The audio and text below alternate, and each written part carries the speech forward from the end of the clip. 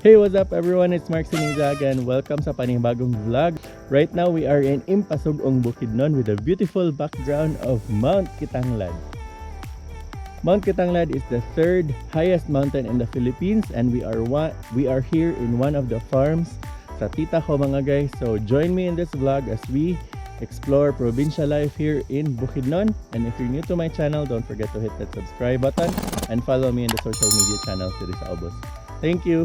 See ya.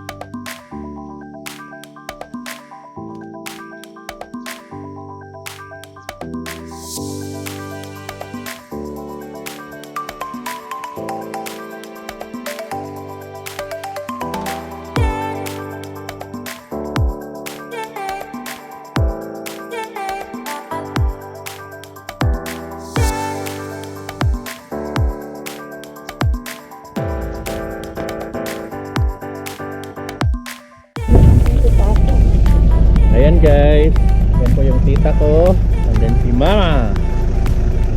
Fountainhead. Ayan, starring always ang Fountainhead sa ating mga vlog. And then you can see Kitanglad in the background guys. Ang ganda na ng kulay niya.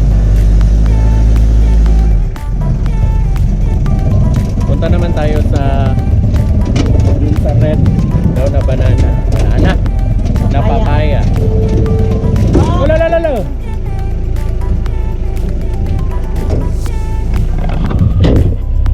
Ayan po yung kuha nila guys, so kakainin natin yan mamaya, mukbang. And then ayan po guys yung beautiful Kitanglad.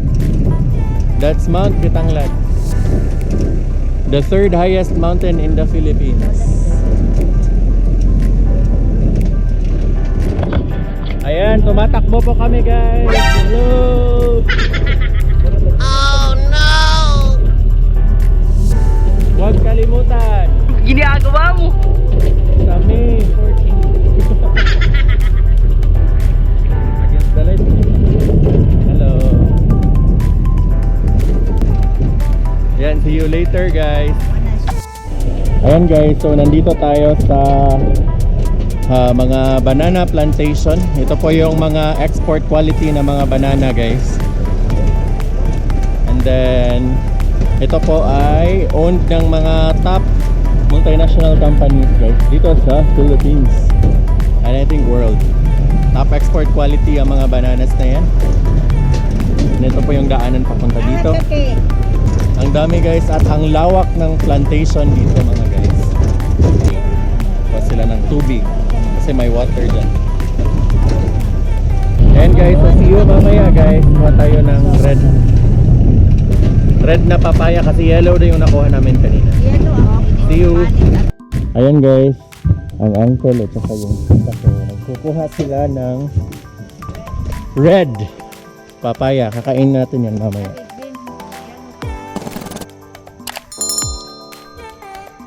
Ayan siya guys. Oh. Ang dami. Namungingi sa bunga. Dito pa sa kabila. Dito pa sa other side. Very beautiful.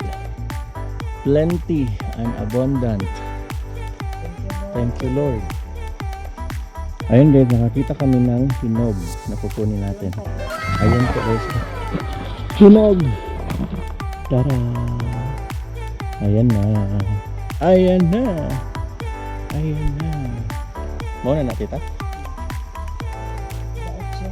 Daot? Gagawin daw niyang atsar. Atsar. Ito.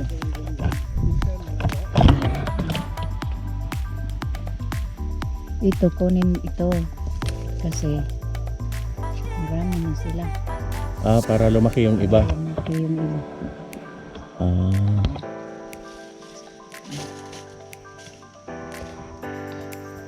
So sacrificial lamb. Oh, yes. Sayang. Pero yun ang dapat gawin. Yan si Uncle guys, oh. May nakuha na siya. So ready to.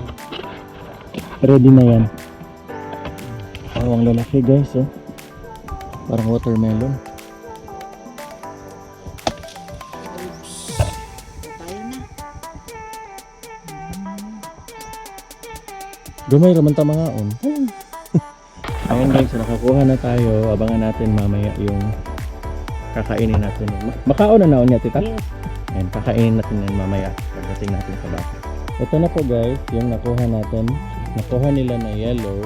Na red. Ito po yung red na nakuha nila. And ayun na po yung yellow. Ayan, abangan mamaya. Kakainin natin. Tuba dito. Tagalog Ayun. pa. So guys, nandito tayo sa isa naman nilang Dito. tanim. So, ang mais.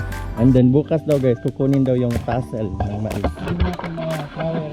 Ayan. Yan po yung tassel. Tasseler. And then, 4,000 per hectare. Yung labor sa mga, ayan guys, sa mga naghahanap ng trabaho dito guys. So, ikaw yung magkukuha sa buong hectare. Ayan.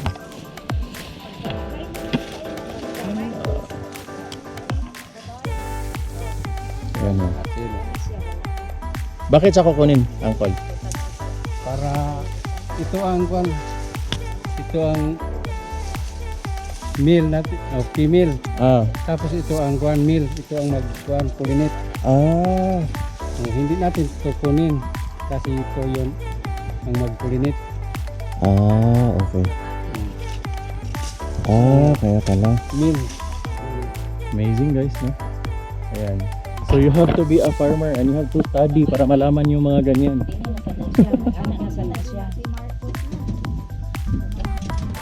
Okay. So, yan. We learned something new today. So, balik na tayo dun guys. Tadaan!